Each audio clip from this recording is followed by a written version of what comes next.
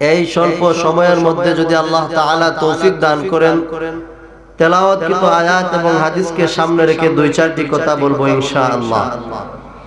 আল্লাহ পাক যেন আমাকে আমলের নিয়তে বলার এবং আপনাদেরকে আমলের নিয়তে শোনার তৌফিক দান করেন, আমিন। আমি মহাগ্রন্থ আল কোরআন থেকে ছোট্ট একখানা আয়াতে কারিমা তেলাওয়াত করেছি। এই আয়াতে কারিমায় যাওয়ার পূর্বে একটা বিষয় আপনাদের সামনে আমি উপস্থাপন করতে চাই। সেটা হচ্ছে আমরা হচ্ছি মানুষ জাতি। আমরা কি বলেন তো? মানুষ। আর মানুষকে আল্লাহ রাব্বুল আলামিন দুইটা জিনিসের মাধ্যমে তৈরি করেছেন। মানুষকে আল্লাহ রাব্বুল আলামিন দুইটা জিনিসের সমন্বয়ে তৈরি করেছেন। দুইটা জিনিসের সমন্বয়ে আমরা মানুষ। এক নাম্বার বডি, দুই নাম্বার হচ্ছে রূহ। এই বডি এবং রূহের সমন্বয়ে আমরা মানুষ। আমাদের মধ্যে যদি বডি না থাকে, শুধুমাত্র রূহটা থাকে, তাহলে আমাদেরকে কেউ মানুষ বলবে না। যেমন আমরা এক সময় আলমে আরওয়াহে ছিলাম, তখন শুধুমাত্র আমাদের রূহ ছিল, আমাদের বডি ছিল না, তখন আমাদেরকে মানুষ বলা হয় নাই। ঠিক তদ্রুপ এই রূহটা যখন আমার বডি থেকে চলে যাবে, যখন রূহটা আমার বডি থেকে বিদায় নিয়ে যাবে, তখন আমাকে মানুষ বলা হবে না। ঠিক কিনা বলেন তো? এক নাম্বার পয়েন্ট, যখন আমরা শুধুমাত্র রূহ ছিলাম, বডি ছিল না, তখন আমাদেরকে মানুষ বলা হয় নাই।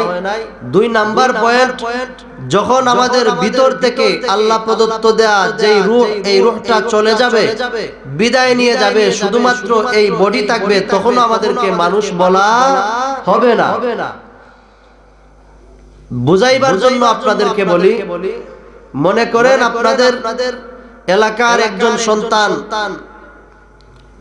তার বংশীয় মর্যাদা বেশি, আর্থিক সচ্ছলতা বেশি, প্রভাবও বেশি, সুন্দর সুঠাম দেহের অধিকারী, বিল্ডিং আছে, গাড়ি বাড়ি সবকিছুর মালিক, অত্যন্ত সুন্দর মানুষ। তার হাত দিয়ে সে কাজ করতে পারে, পা দিয়ে কাজ করতে পারে, চক্ষু দ্বারা দেখতে পারে। কিন্তু যখন মালাকুল মাউত আজরাইল আলাইহিস সালাতু ওয়াস সালাম আসবেন আয়েশা, তার নাম ছিল মনে করেন আব্দুল করিম। এই আব্দুল করিম নামের সুস্থ সবল মানুষটার রূহটা যখন নিয়ে যাবেন, আপনারা বলেন তো ওই আব্দুল করিমকে কি তখন আব্দুল করিম বলে ডাকবেন, নাকি জকিগঞ্জের মানুষ মারা যাওয়ার পরে নাম বইলা ডাকে?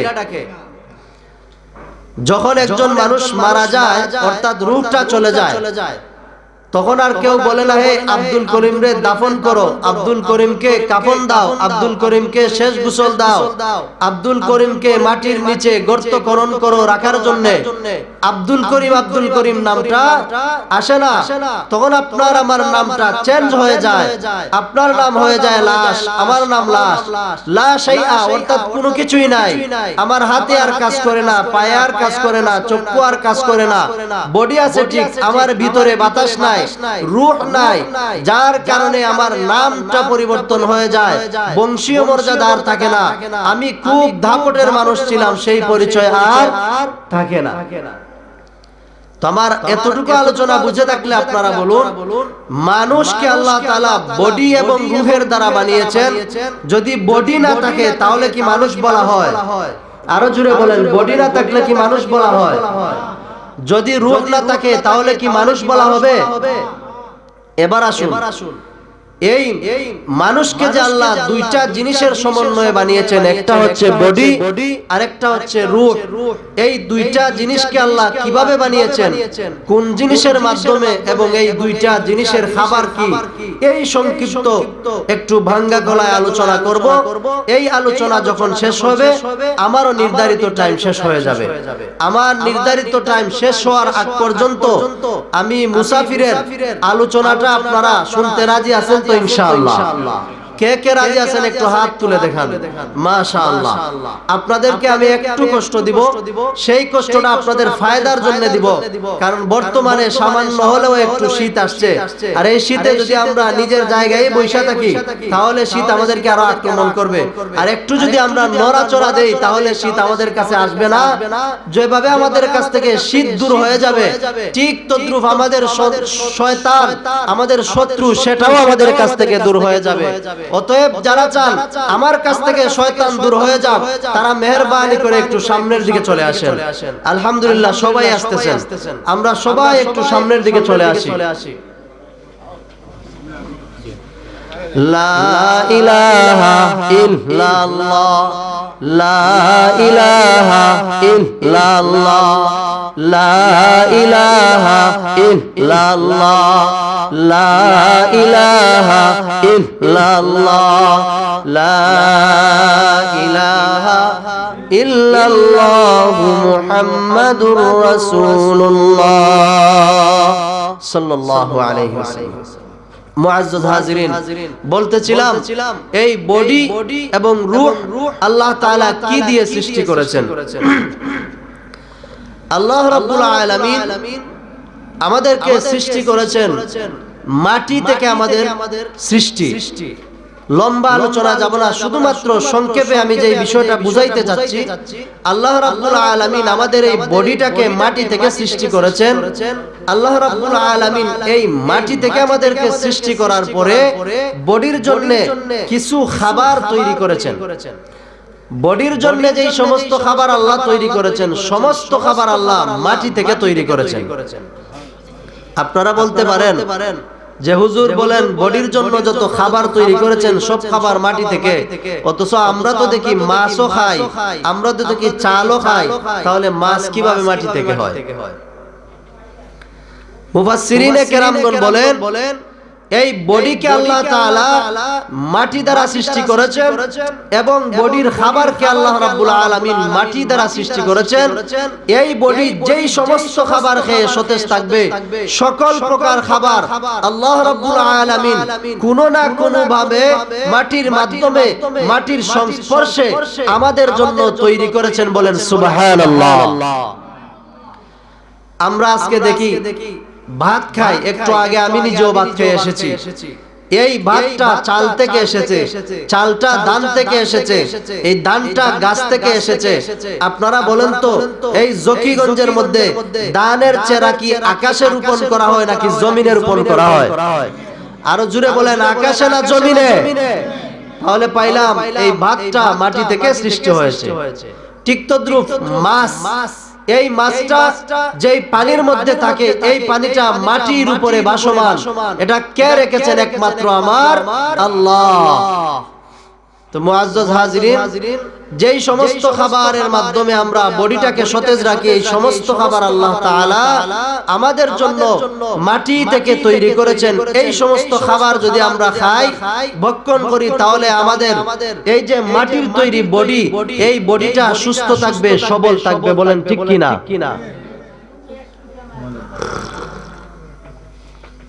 ঠিক তদ্রুপ আল্লাহ রাব্বুল আলামিন আমাদেরকে আমাদের বডির মধ্যে একটা রূহ দিয়েছেন, যেই রূহটা আল্লাহ রাব্বুল আলামিন সৃষ্টি করেছেন। এই রূহটা কিসের তৈরি এবং এই রূহ জিন্দা থাকার জন্য, সতেজ থাকার জন্য কি কি খাদ্য আল্লাহ রাব্বুল আলামিন আমাদের জন্য দান করেছেন। একবার মদিনায় হযরতে আব্দুল্লাহ ইবনে মাসউদ রাদিয়াল্লাহু তাআলা আনহু বিশ্বনবী মুহাম্মদুর রাসূলুল্লাহ সাল্লাল্লাহু আলাইহি ওয়াসাল্লামের সাথে সফর করতেছিলেন। আব্দুল্লাহ ইবনে মাসউদ রাদিয়াল্লাহু তাআলা আনহু যখন সফর করতেছিলেন, শুনতে পাইলেন মদিনার ইহুদিরা একে অপরকে বলাবলি করতেছে, হো ইহুদিরা, হে ভাই, মুসলমানের নবী মুহাম্মদকে প্রশ্ন করো যে রূহ আল্লাহ তাআলা কিভাবে সৃষ্টি করেছেন, রূহ এটা কি?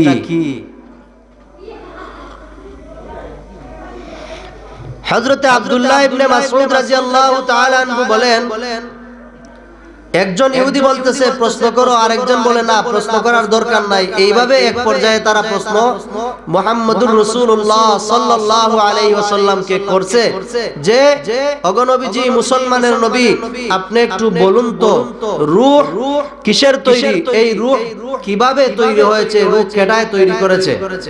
কাকে প্রশ্ন করেছেন? বিশ্বনবী মুহাম্মদুর রাসূলুল্লাহ সাল্লাল্লাহু আলাইহি ওয়াসাল্লামকে। প্রশ্নটি শোনার সাথে সাথে আল্লাহর পয়গম্বর একটু আকাশের দিকে তাকাই রইলেন, লাঠি মুবারকের মধ্যে একটু ভর দিলেন। আব্দুল্লাহ ইবনে মাসউদ রাদিয়াল্লাহু তাআলা আনহু ভাবলেন যে এই মুহূর্তে আল্লাহর নবীজির কাছে ওহী আসবে। সাথে সাথে ওহী আসলো। বিশ্বনবী মুহাম্মদুর রাসূলুল্লাহ সাল্লাল্লাহু আলাইহি ওয়াসাল্লামকে সম্বোধন করে আল্লাহ রাব্বুল আলামিন যেই আয়াত নাযিল করলেন সেই আয়াত হচ্ছে, আল্লাহ রাব্বুল আলামিন বলেন, ওয়া ইয়াসআলুনাকা আনির রূহ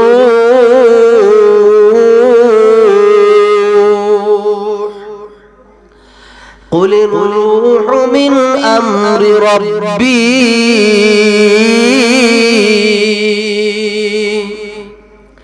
বাইরা আমার, আল্লাহ রাব্বুল আলামিন বিশ্ব নবী রাহমাতুল লিল আলামিনকে বলতেছেন, ওগো নবীজি, এই মক্কার কাফেরেরা, মক্কা মদিনার ইহুদিরা আপনাকে প্রশ্ন করেছে রূহ কি, রূহ কাকে বলে, রূহকে সৃষ্টি করেছে কিভাবে সৃষ্টি করেছে? আল্লাহর নবী গো, তাদের মতলব ভালো না, তারা আপনাকে আটক করতে চায়।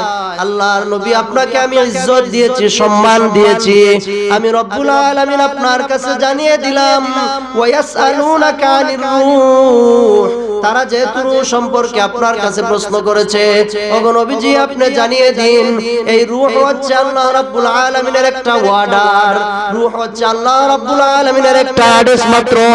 এই রূহ আল্লাহ রাব্বুল আলামিন সৃষ্টি করেছেন। এই রূহ কি, কিভাবে সৃষ্টি হয়েছে, এই সমস্ত জ্ঞান আমি রব্বুল আলামিন আসমানের নিচে জমিনের উপরে আর কাউকে দেই নাই। আল্লাহ রাব্বুল আলামিন বলেন, ওগো নবীজি, বিশ্ব নবী রাহমাতুল লিল আলামিন, আপনি স্পষ্ট ভাষায় জানিয়ে দিন এই রূহ হচ্ছে একমাত্র আমি রব্বুল আলামিনের অর্ডার, এই রূহ হচ্ছে আমি রব্বুল আলামিনের আদেশ। আমি আদেশ করেছি, রূহ মানুষের বডির মধ্যে গিয়েছে, আমি যখন আদেশ করব এই রূহটা মানুষের ভিতর থেকে চলে যাবে। ও পৃথিবীর মানুষ, এই সামান্য একটি রূহ বাতাস, এই বাতাসটা আপনার কাছে আছে, কিন্তু আজকে আপনি আল্লাহকে ভুলে গিয়েছেন, ঠিক কিনা বলেন? আজকে আপনি রাসূলকে ভুলে গিয়েছেন। মুয়াজ্জিন ওই দিকে আযানের ধ্বনি দেয়, আপনি মসজিদের দিকে আসেন না। অহংকারী করেন, নাফরমানি করেন, বেঈমানি করেন, নামাজকে আপনি পরিত্যাগ করেন। কেন করেন? একটাই, আপনার মধ্যে শক্তি, আপনার ভিতরে রূহ আছে, আপনার হাত কাজ করে, আপনার পা কাজ করে, অথচ একবার আপনি ভাবেন না, একবার চিন্তা করেন না। এই রূহ তো হচ্ছে আল্লাহ রাব্বুল আলামিনের পক্ষ থেকে একটা অর্ডার, এই রূহ হচ্ছে আল্লাহ রাব্বুল আলামিনের পক্ষ থেকে একটা আদেশ।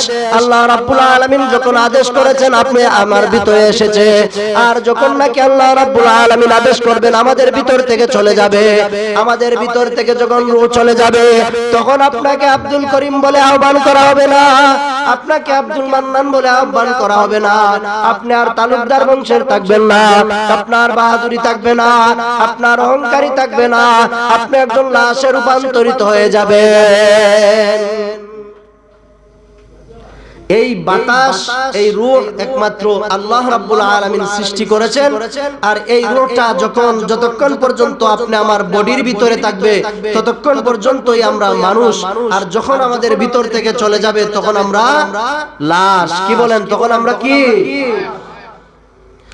এই জন্য আল্লাহ রাব্বুল আলামিন বলেন, ওগো নবীজি আপনি তাদেরকে জানিয়ে দিন এটা আমি রব্বুল আলামিনের একটা আদেশ মাত্র। এই রূহ সম্পর্কে আমি কাউকে কোনো জ্ঞান দান করি নাই, কোন ধরনের জ্ঞান আল্লাহ তাআলা এই রূহ সম্পর্কে কাউকেই দান করেন নাই। এই রূহ মানুষের কাছে যতদিন থাকবে ততদিন মানুষ চলতে পারবে, ব্যবসা করতে পারবে, লেনদেন করতে পারবে, বাহাদুরি করতে পারবে।